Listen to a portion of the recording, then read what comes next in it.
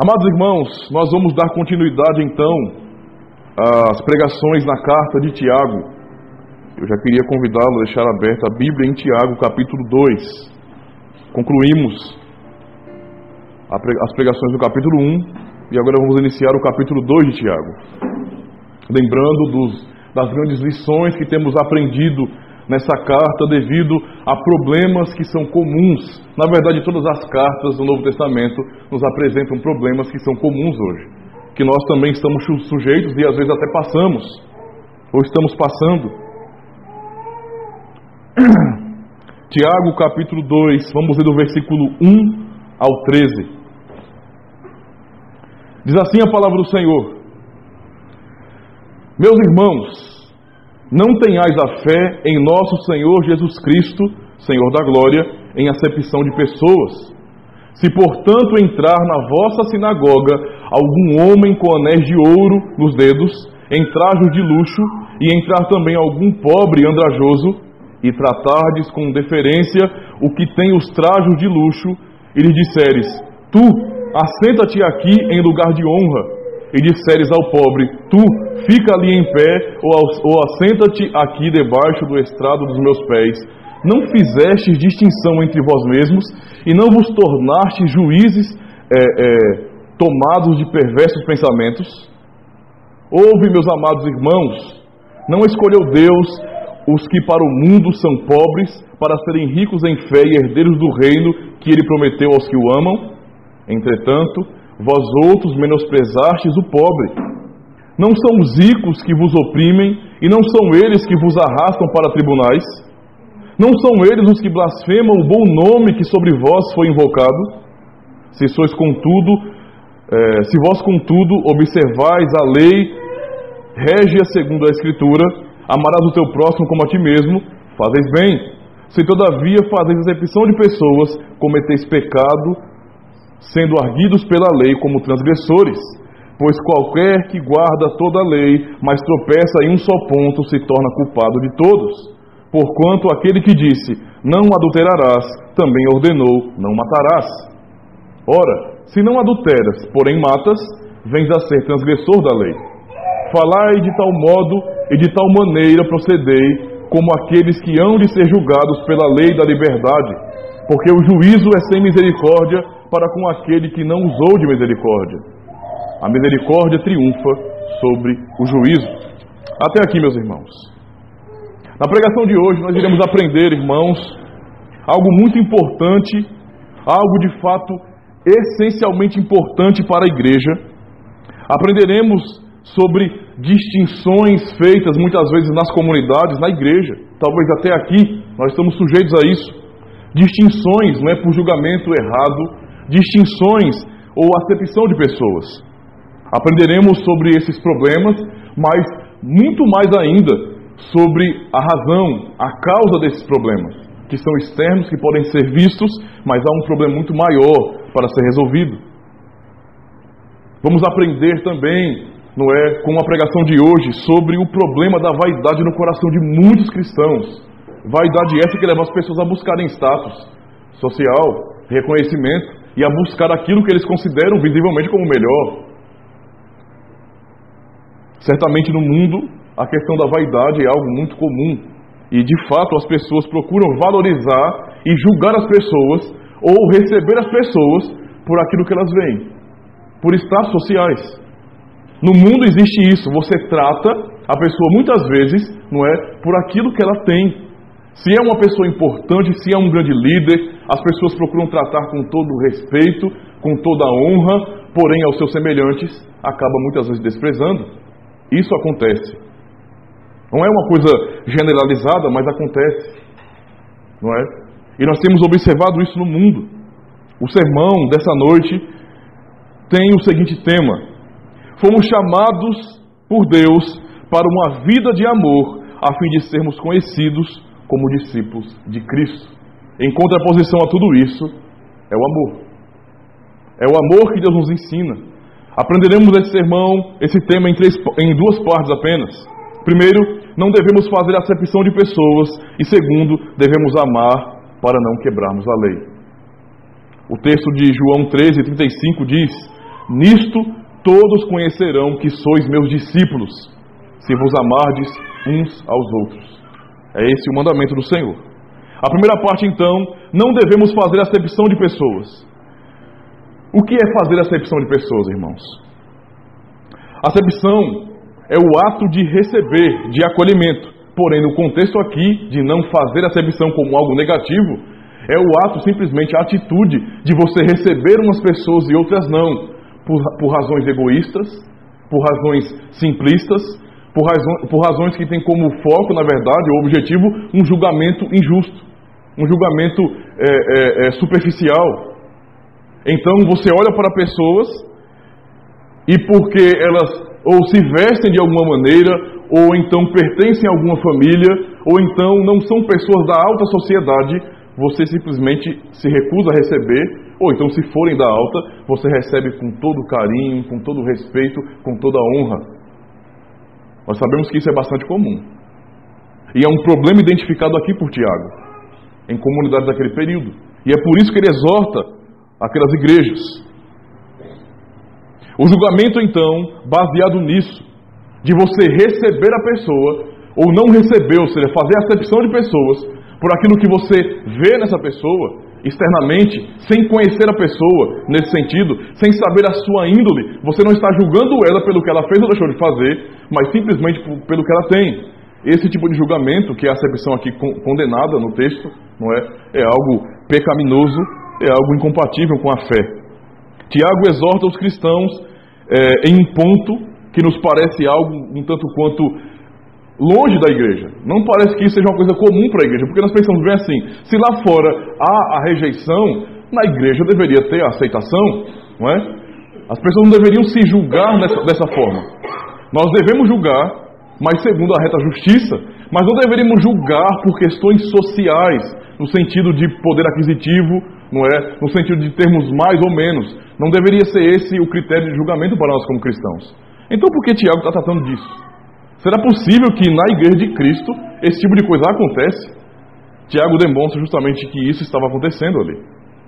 Que havia, infelizmente, acepção de pessoas, que a fé que eles diziam ter em Cristo, e é por isso que ele começa o capítulo 2, meus irmãos, não tenhais a fé em nosso Senhor Jesus Cristo, Senhor da glória, em acepção de pessoas. Aquilo que eles entendiam como fé, como a vida e prática cristã, era uma coisa estranha. Estava sendo demonstrado como algo falso, porque embora diziam ter fé, mas essa fé deles não era demonstrada. O comportamento deles com relação aos seus irmãos era estranho. Não combinava com o Evangelho, porque havia acepção de pessoas. As Escrituras, elas demonstram algo completamente diferente desse pensamento de você julgar as pessoas por suas posições sociais. Nós vemos no texto de João 13:34, um novo mandamento vos dou, que vos ameis uns aos outros, assim como eu vos amei a vós, que também vós vos ameis uns aos outros. O mandamento de Cristo para a igreja, então, é o amor. É por isso que nós lemos, não é, quando Cristo vai resumir a lei, e ele resume os 10 mandamentos nesse sentido, em amar a Deus acima de todas as coisas, e amar ao próximo como a nós mesmos, ou seja, toda a lei é resumida no amor. O que cumpre a lei é o amor. Quando nós olhamos para Cristo, o que ele estava fazendo era justamente praticando o amor, amando a Deus e amando a nós, nos substituindo na cruz. Então a lei é resumida no amor. Mas sabem por quê, irmãos, que existe dificuldade, ou que estava havendo dificuldade naquelas comunidades, não é? Para amar os irmãos, amar o próximo? Porque isso nos demonstra, de maneira muito clara, o quão somos fracos e pecadores. Se há esse tipo de problema na igreja, é a prova de que nós somos pecadores e fracos. Mesmo fazendo parte do corpo de Cristo, e ainda assim, sabendo da verdade do Evangelho, temos dificuldade de amar os nossos irmãos, é uma prova incontestável da nossa fraqueza, de que nós somos falhos. E é isso que estava sendo demonstrado naquelas comunidades. Havia problemas terríveis sobre isso naquelas igrejas, cristãos vaidosos que buscavam status social. Então, o que estava acontecendo que levou Tiago a escrever sobre isso era algo seríssimo. E o próprio texto que nós lemos diz: se, portanto, entrar na vossa sinagoga, não é? Na vossa igreja, no local que vocês se reúnem para culto, um homem com anéis de ouro, um homem que visivelmente é um ricão, não é? Um milionário, alguém de fato de poder aquisitivo neste mundo, não é? Com trajes belos. E também entrar um pobre com trajes andrajosos, com roupas gastas, com roupas pobres. E tratardes com deferência o que tem trajes de luxo e disseres: tu, ou seja, aquele que tem roupas caras, tu, assenta-te aqui em lugar de honra. E disseres ao pobre: tu, fica ali em pé mesmo. Ou então assenta-te aqui, ó, perto dos meus pés. Se essa for a atitude na igreja, estamos fazendo distinção, acepção entre nós mesmos. Estamos nos colocando, como ele diz no texto, como juízes com coração mau, com pensamentos maus. Estamos julgando nossos irmãos como se eles fossem inferiores, dando honra a pessoas que vêm de fora, a pessoas que são reconhecidas no mundo como grandes, e desonrando os irmãos. E essa lástima estava acontecendo nas igrejas, algo que não parece combinar com a igreja. Não é muito claro que, pelo menos externamente, talvez quem olhe para a igreja, que não tenha se frustrado, claro, com alguma coisa que aconteceu em alguma comunidade cristã, pense: ora, na igreja, logicamente, há amor verdadeiro. Na unidade da igreja, certamente os irmãos se amam, mutuamente eles se ajudam. Não há dificuldade para isso. Mas não é isso que estamos vendo aqui. Estamos vendo o exemplo de um tempo, um período onde cristãos estavam vivendo de maneira vaidosa, se preocupando muito mais com status, com aparência, do que com amor de verdade. Essa é a realidade do desprezo com os pobres na igreja. Essa era a acepção que Tiago estava condenando aqui. Algo completamente inconcebível, algo detestável. Nós temos que olhar para isso com nojo. Ao olhar para uma verdade como essa, ao ouvirmos uma verdade como essa, temos que olhar para isso com nojo. Essa atitude asquerosa demonstra muito bem também um exemplo de cristãos modernos. Porque é muito claro que o cristianismo no mundo, tem expressado um tipo de testemunho que não honra Cristo. Quando você olha para comunidades gigantescas, você se pergunta: isso parece com o Senhor Jesus Cristo? Toda essa busca por poder, por status, por prestígio, isso combina com Cristo? Reflete a humildade de Cristo? Nem pouco. Então, quando olhamos para aquilo que os cristãos têm buscado hoje, a sua busca incessante por prosperidade, por crescimento, não querem a providência, querem a prosperidade. Não confiam no que Deus faz, que é sempre melhor para nós, mas querem algo que nós julgamos ser melhor. Querem a prosperidade. E por isso constroem templos gigantescos, templos luxuosos, gastam milhões nesse sentido, não para beneficiar as pessoas, os próprios membros, mas para apresentarem uma coisa gigantesca. Porque vocês acham que construíram uma réplica do templo de Salomão, que nem fiel é a réplica, mas uma réplica do templo de Salomão aqui do Brasil? Ou porque continuam fazendo coisas assim absurdas, megatemplos? Por que construir um templo para abrigar tantas pessoas, uma multidão de pessoas, se não for para mostrar um status, poder na sociedade? Essa mentalidade aqui estava nessas comunidades. E é por isso que irmãos aqui estavam olhando para pessoas que tinham maior status na sociedade e as tratando com tanta honra, enquanto desprezavam os irmãos. Simplesmente isso. É vaidade no coração dos cristãos. Pura luxúria. Nós nunca ouvimos, por exemplo, exemplos de pessoas ricas que chegam à igreja, pessoas que nós sabemos que têm condições, que têm posses, donos de empresas grandes, pessoas que são ricas realmente, nós sabemos que são. Vocês nunca ouviram a história de pessoas assim que chegaram em comunidades e lá foram honradas? Lá foram bem tratadas? Irmãos, existem exemplos terríveis de até mesmo crentes que têm condições financeiras melhores, que têm empregos muito bons. Deus abençoou com isso, mas são pessoas completamente honradas em detrimento das outras nas igrejas. Vocês nunca ouviram falar que o irmão que dizima mais manda no pastor? Que aquele que dá a maior quantidade, ele tem autoridade para discordar do pastor, e o pastor covarde se cala porque não quer perder a bolada do dízimo? Pois é, isso acontece.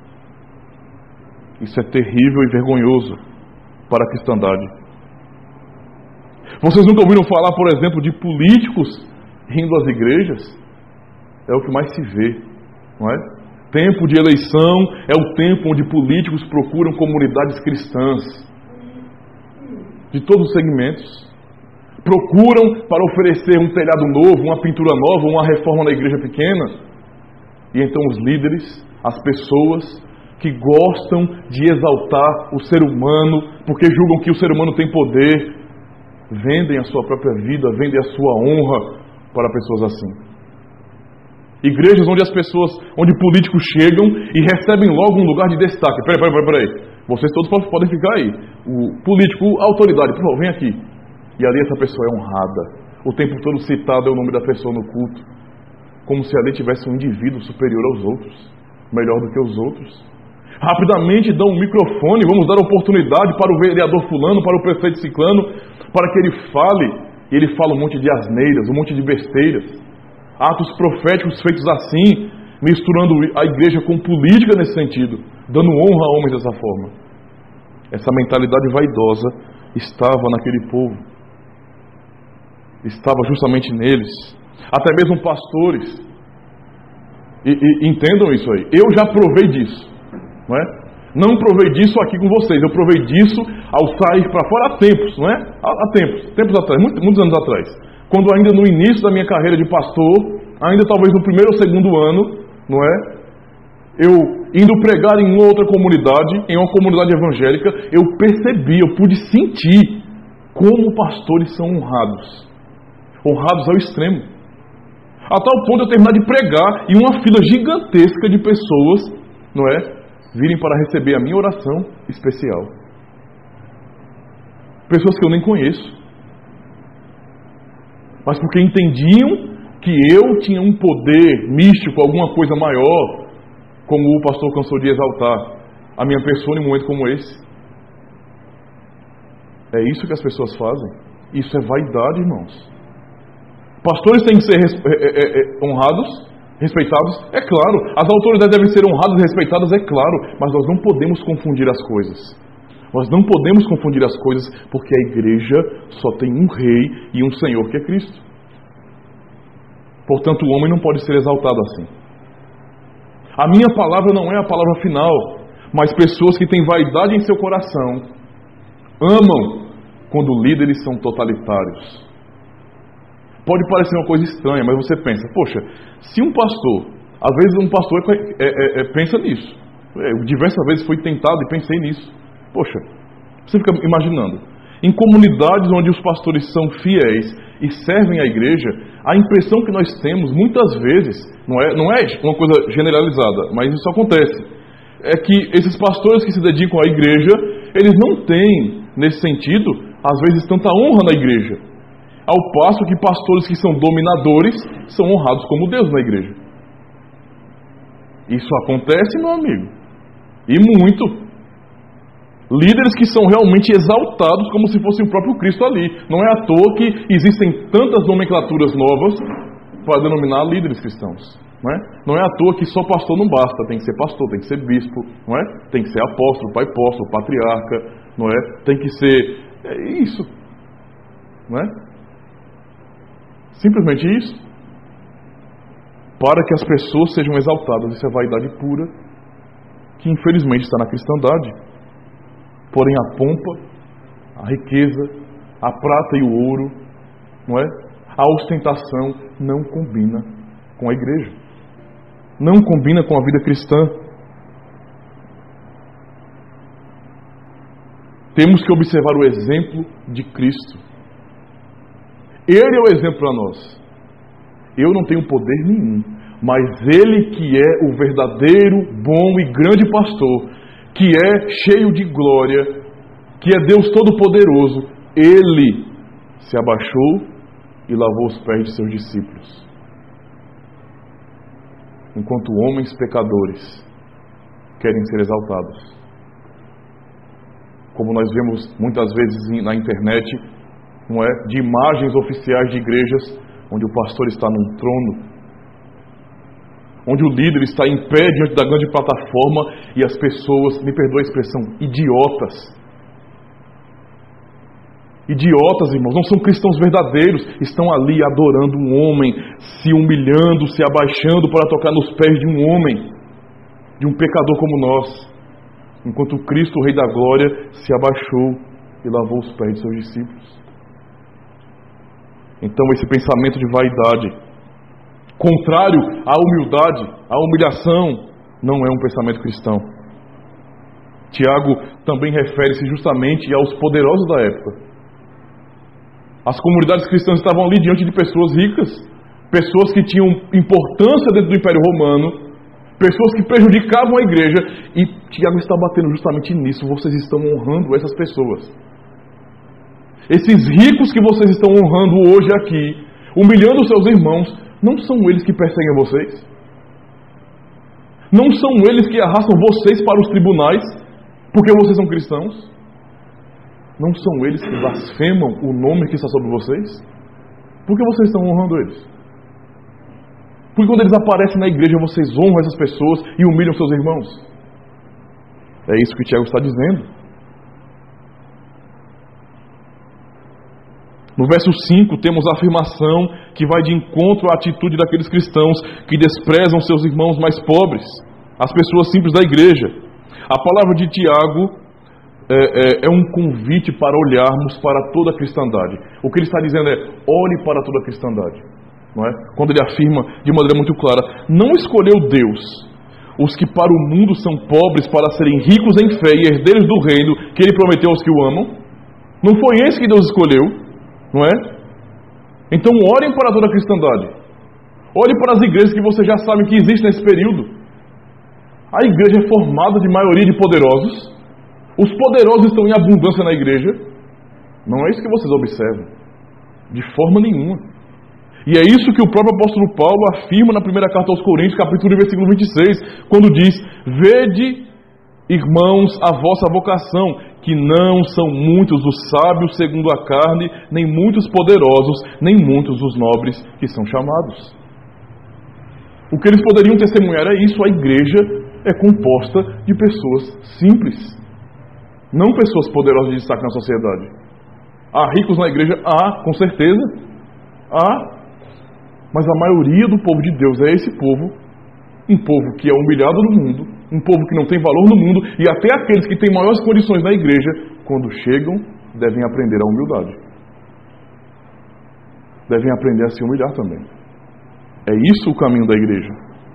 E mesmo hoje, 2000 anos depois, nós observamos a mesma coisa. Exatamente a mesma coisa. Observe as comunidades fiéis. Cristãos simples. São cristãos simples que fazem a diferença. Mas quando você olha para impérios, você não vê diferença nenhuma. Muito pelo contrário, só busca por mais poder. Por mais poder.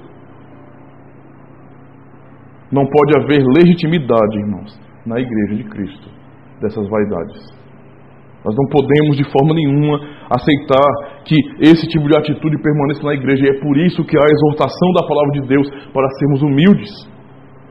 Portanto, essa pompa, essa riqueza, essa maneira de querer expressar a ostentação não combina com a igreja. É completamente oposto ao próprio modelo de Cristo, que sentou com pecadores para comer, que pregou e amou e demonstrou carinho e respeito às pessoas que eram rejeitadas, ao passo que os fariseus e os demais líderes religiosos se aproveitavam das pessoas para se engrandecer. Cristo demonstrou um caminho completamente diferente, e temos que pensar nisso. As amizades que nós cultivamos, dentro e fora da igreja, ou principalmente fora, não são porque para nós são mais lucrativas. Há pessoas que têm dificuldade de relacionamento na igreja, não é? Dificuldade. Tem amigos profundos lá fora. Amigos tão íntimos que nunca teve um prazer como esse com um membro do corpo de Cristo. Você pode ter amizades profundas lá fora. Há pessoas que eu amo que não são cristãs. Que eu amo. Mas quando nós demonstramos a nossa preferência, veja, eu não consigo ter um bom relacionamento aqui, mas a minha roda de amizade sempre está fora desse local. Eu não consigo ter contato real com os meus irmãos. Nós não falamos a mesma língua. Como é que pode, irmãos, uma coisa dessa? Nós não temos o mesmo assunto para conversar. Nós não temos os mesmos anseios. Vocês não fazem parte do mesmo corpo? Isso não tem sentido. Absolutamente não tem sentido. Agir assim é agir com acepção de pessoas. E é isso que Tiago está batendo aqui. E agora a parte mais importante, irmãos. A segunda parte do sermão, onde nós vamos aprender justamente que devemos amar para não quebrar a lei. Tiago começa a falar sobre essa vaidade, mas ele chega a afirmar qual é o verdadeiro problema. E qual é o verdadeiro problema? Vocês não amam. O verdadeiro problema é que vocês não estão cumprindo a lei do amor. Vocês não estão amando. E é por isso, essa é a razão para toda contenda, para toda dificuldade, para essa vaidade crescente que faz com que outros sejam humilhados enquanto outros sejam exaltados. O problema era a falta de sincero e verdadeiro amor. Nós lemos no versículo 8 ao 13: se vós, contudo, observais a lei régia, segundo a Escritura, amarás o teu próximo como a ti mesmo, fazeis bem. Se vocês observam isso. Se todavia fazeis acepção de pessoas, cometeis pecado, sendo arguidos pela lei como transgressores. Pois qualquer que guarda toda a lei, mas tropeça em um só ponto, se torna culpado de todos. Porquanto aquele que disse, não adulterarás, também ordenou, não matarás. Ora, se não adulteras, porém matas, vens a ser transgressor da lei. Olha o que o Tiago está dizendo aqui. O problema de vocês é amor, falta amor, não é? Eles estavam obedecendo outros mandamentos, imaginando que estamos cumprindo a tabela, estamos fazendo tudo direitinho, nós estamos participando dos cultos, nós nos reunimos como igreja, mas faltava amor. E a falta do amor é a razão para aquele tipo de comportamento, para aquele tipo de vida na igreja. Um tipo de vida onde nós dizemos, o mesmo Espírito é sobre nós, mas não há conexão entre nós. Um tipo de vida onde nós dizemos, Cristo é o nosso Senhor, nós somos membros de Cristo e uns dos outros, mas não havia verdadeira conexão, verdadeira unidade naqueles cristãos, a ponto de se julgarem, a ponto de preferirem os poderosos do mundo do que os próprios irmãos. Sendo que já é revelado aqui, como o Tiago diz, não são esses irmãos, os humildes, as pessoas que estão com vocês, que Deus escolheu para serem herdeiros de um reino inabalável, ricos de fé. Vocês estão impressionados com o que vocês veem? Mas foi a vocês que Deus deu a promessa de um reino inabalável. A verdadeira riqueza está com vocês, e vocês não estão percebendo isso. E a falta do amor que vocês têm aí, vocês estão faltando nisso, estão descumprindo os mandamentos porque não amam. Está levando vocês a rejeitarem os seus próprios irmãos. Pois a lei se resume a isso, irmãos, o amor.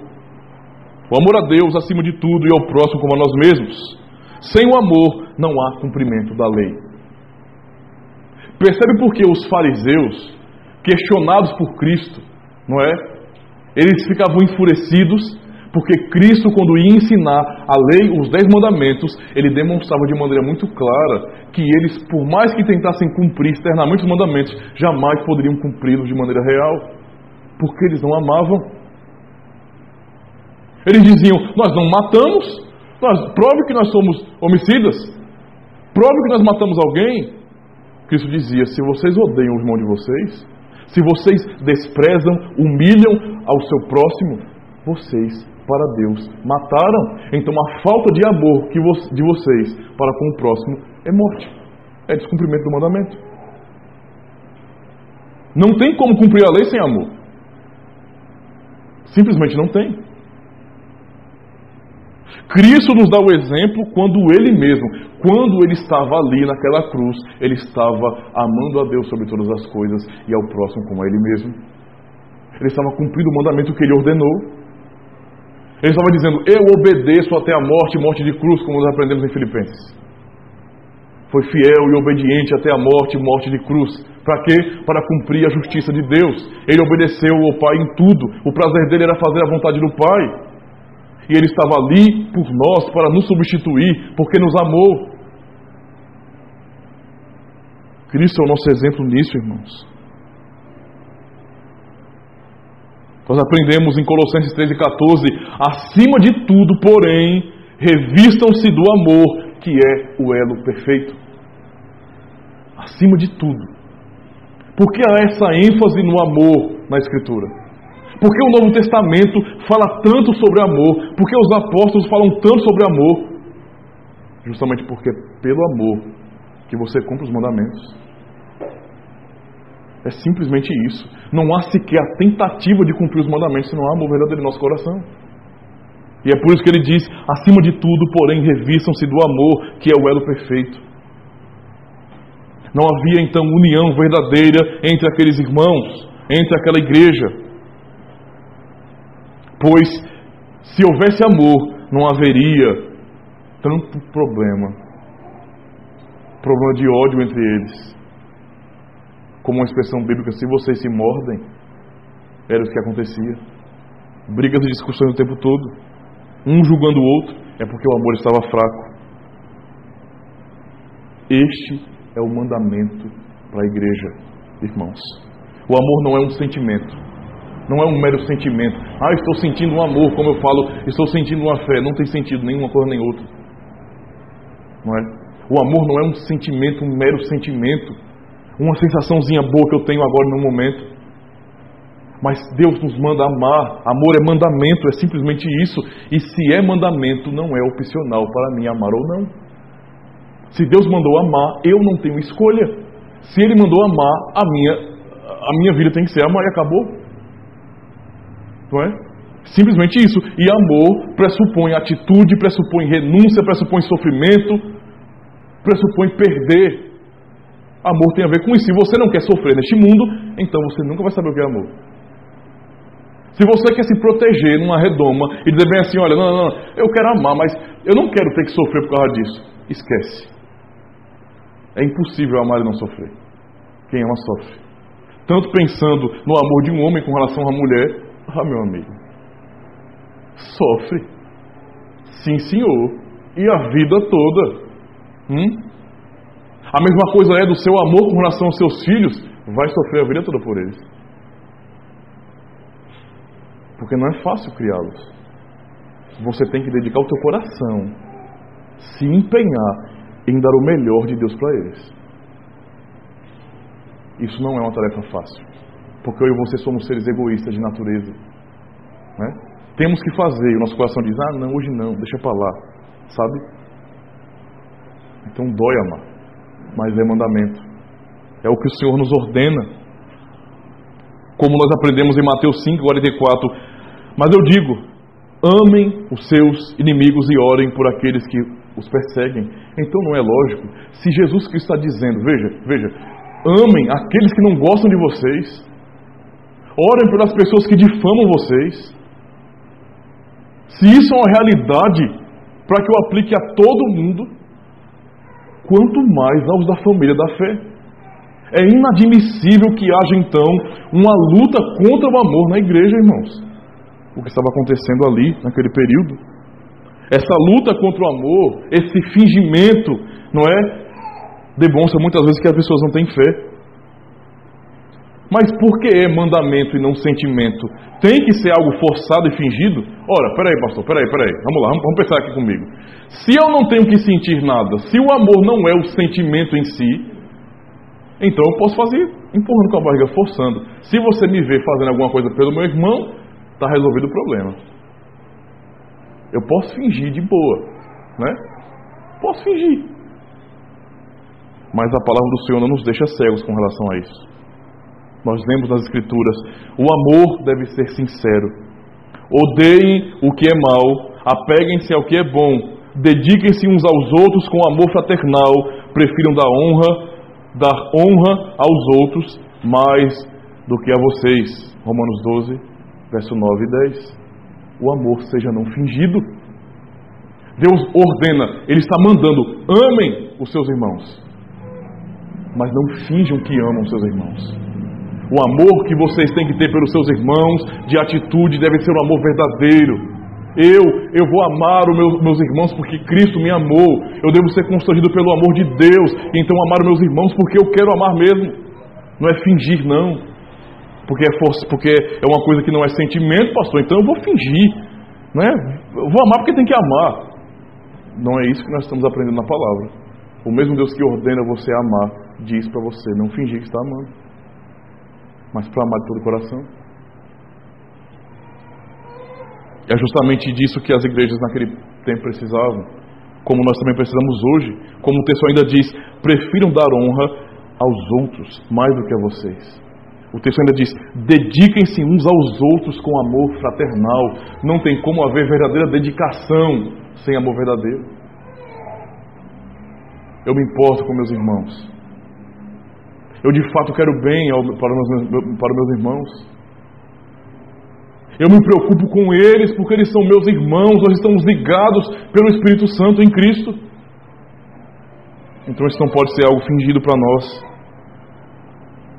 Alguém pode pensar, mas eu não gosto de irmão fulano, pastor. Né? Tem um irmão da igreja que eu não gosto, eu não vou com a cara, não consigo falar com ele, não consigo olhar no seu olho, nos seus olhos. Né? Eu não consigo. Eu dou a paz do Senhor para ele assim, eu falo com ele assim, sabe? Meu irmão, tudo bom? Olhando para o lado. Porque eu não suporto a pessoa. O jeito dela assim, me noja. Eu não gosto do jeito dessa pessoa. Né? Então eu simplesmente rejeito.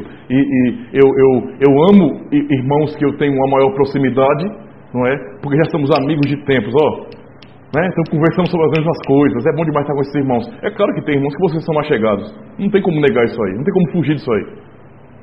Mas quando em detrimento a isso, eu acabo desprezando outros, porque eu não gosto do jeito, porque eu não gosto do que conversa, né? É o irmão que diz bem assim, olha, eu não gosto de conversar com fulano não, porque fulano ele fala muito sobre futebol, ou fulano fala muito sobre o hip hopzinho dele, né?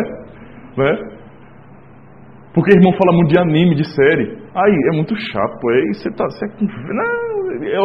um tipo de irmão que eu tolero, sabe? Não tem aquela coisa.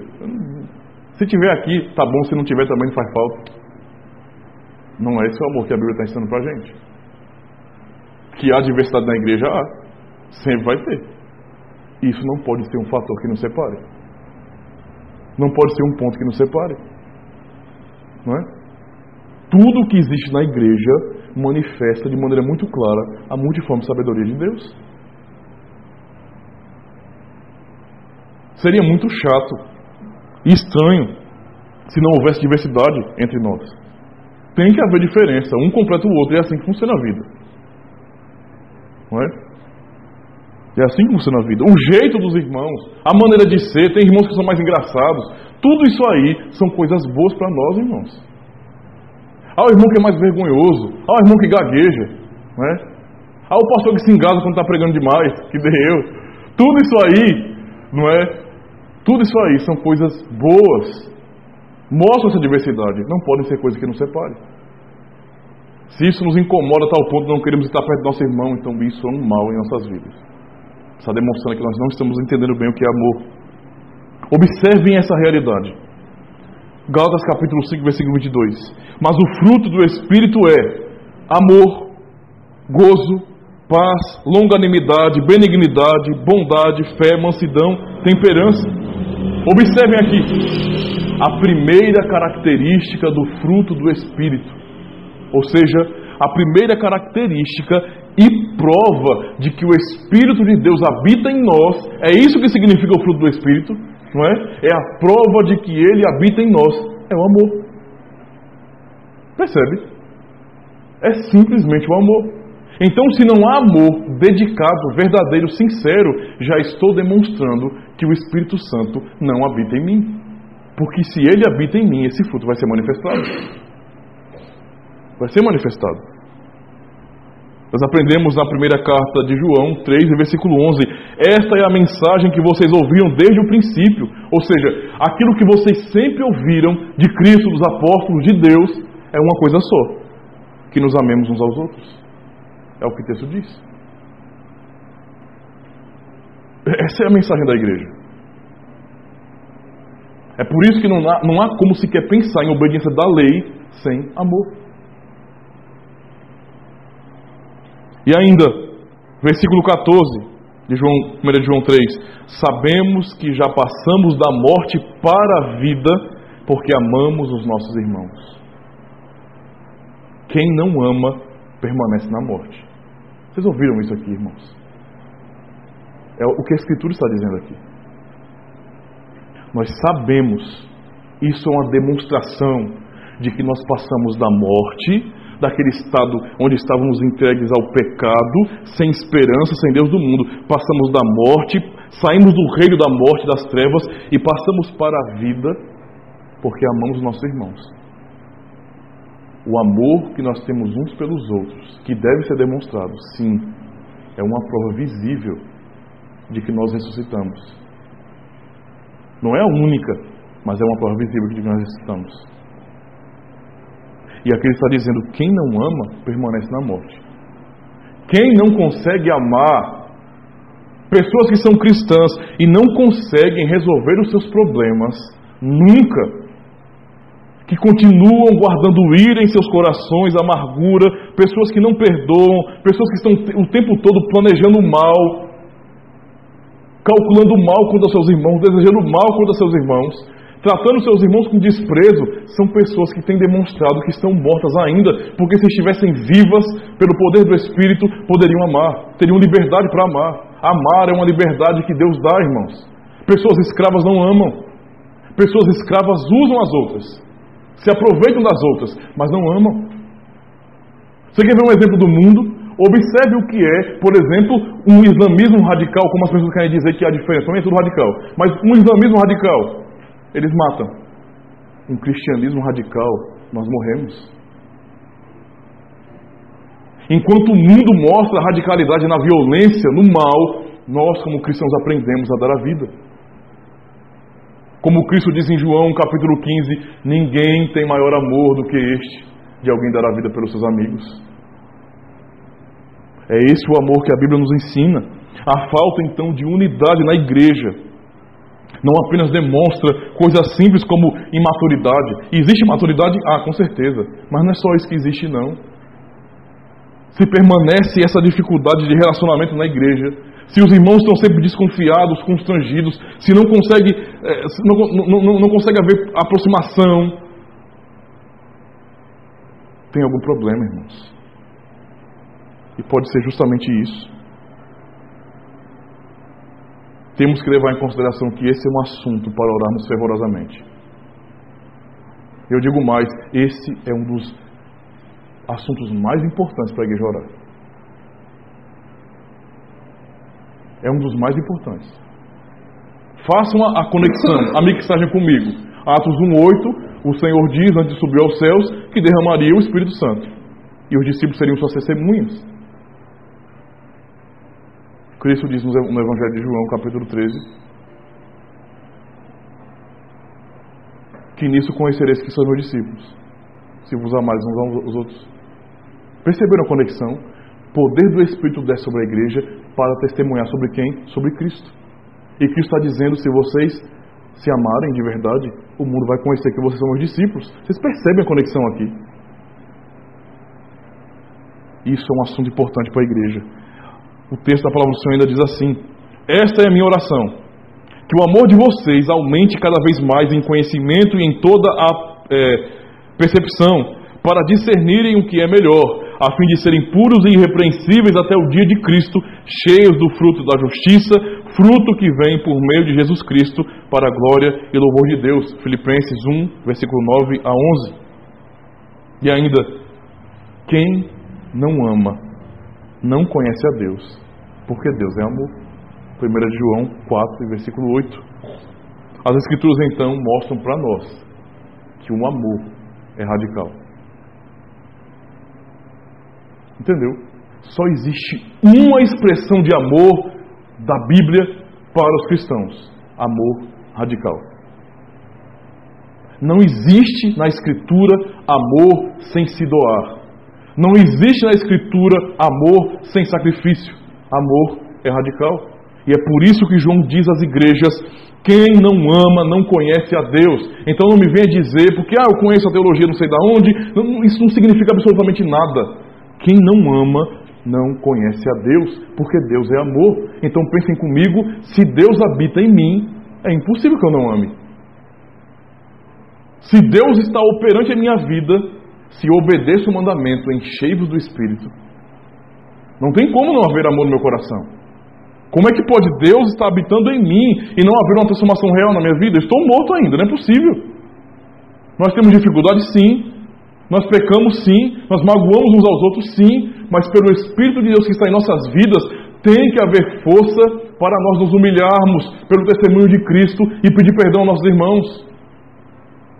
Se nós não conseguimos fazer isso, é porque não há amor verdadeiro, porque não há o Espírito de Deus em nós.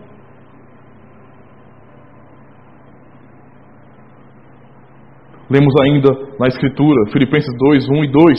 Portanto, se há algum conforto em Cristo, se há alguma consolação de amor, se há comunhão no Espírito, se alguns entranháveis afetos e paixões, completai o meu gozo, para que sintais o mesmo, tendo o mesmo amor, o mesmo ânimo, sentindo uma mesma coisa. A exortação de Paulo às igrejas, a igreja de Filipos, que tinha dificuldade sim de relacionamento, é essa.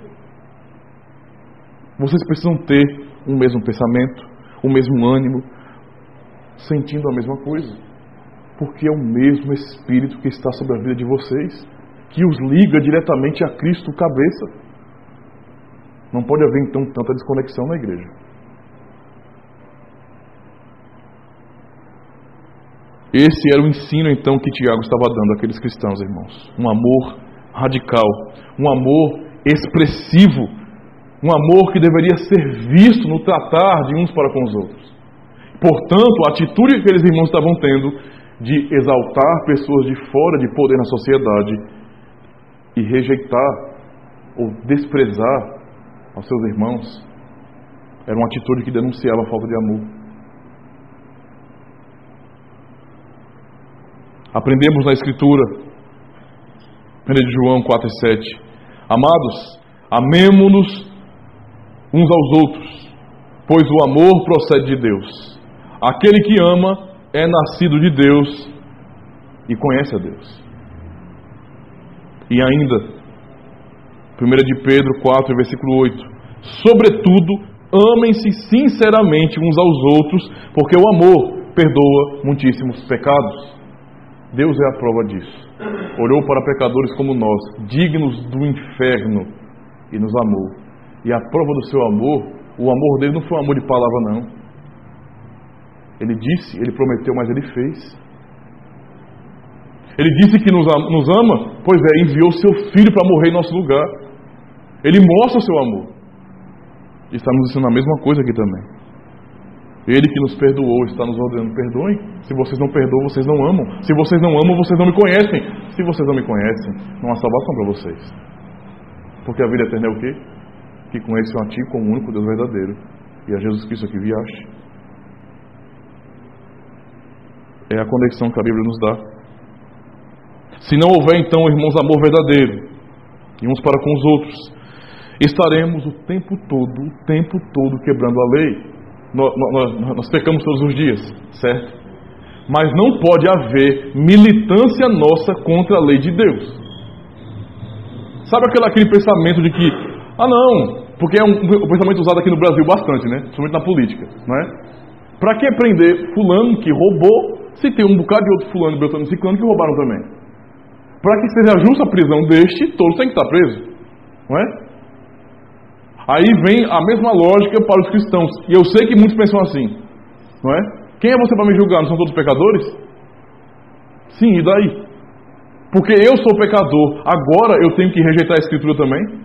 Eu não posso dizer que você está errado porque eu sou pecador também? Porque eu não estou julgando pelo que eu penso, mas pelo que a Escritura diz, não é?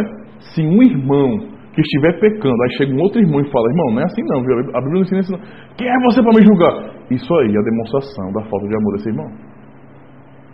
Isso está provando pela atitude que esse irmão parece que não é muito convertido, não. Porque se ele entende quem ele é e que o irmão está falando, olha, irmão, esse tipo de atitude não glorifica o nome de Deus. Olha o que a Escritura diz. A atitude do irmão que tem que fazer isso tem que ser em amor também, viu? Não é dar na cara do outro e vergonha acaba falando, não é isso não. É em amor. E esse irmão que está ouvindo uma palavra em amor, a exaltação da palavra, não pode receber isso. Sinto muito para você, mas há problema. Você não é melhor do que seu irmão. Você não é mais santo ou mais pecador do que ele. Então ouça aquilo que Deus diz em sua palavra. Não é? A dificuldade, então, que muitas vezes prevalece. Dificuldade de perdoar. De reconhecer que errou. Dificuldade de relacionamento, de se aprofundar no relacionamento. Pessoas que não têm prazer de estarem reunidas com a igreja. Isso é problema. Não tem prazer de estarem reunidas com a igreja. Quando chega o momento de culto, ou qualquer coisa que os irmãos inventem, é chato. Né? Preferi estar na minha casa, preferi estar com meus amigos em outro canto. Mas, poxa, vou pro culto a pulso, cara. Vou pro culto porque tem que ir. Porque para poder permanecer como membro da igreja, eu tenho que participar do culto, senão não tem condição de ser membro. Para manter o status de cristão reformado, eu tenho que participar da igreja, senão não tem como. Mas, sinceramente, sempre que houver oportunidade, eu prefiro fora. Nunca a comunhão com meus irmãos. Essas dificuldades, então, irmãos, revelam justamente que pessoas podem ser pessoas completamente incrédulas. A exortação da palavra do Senhor é justamente essa para nós. Precisamos ativamente amar. Nós não temos que esperar sentir alguma coisa, não. É clamando a Deus, Senhor, muda meu coração, transforma a minha vida, me ensina a amar como o Senhor ama, me ensina a fazer a Tua vontade, constrange-me pelo amor de Cristo, porque a verdade é que se há amor em nós, é porque Ele nos amou primeiro. Deve ser essa a nossa vida para cumprimento do Evangelho. Nisto todos conhecerão que sois meus discípulos, se vos amardes uns aos outros. Quando nós não demonstramos amor, comunhão verdadeira, estamos dizendo para o mundo com a nossa vida que nós não somos cristãos, que não somos discípulos de Cristo, porque Ele amou e nos mandou amar. Portanto, o mandamento para a igreja é justamente esse: amem-se. Como Cristo nos amou, venhamos nos amar. Amém.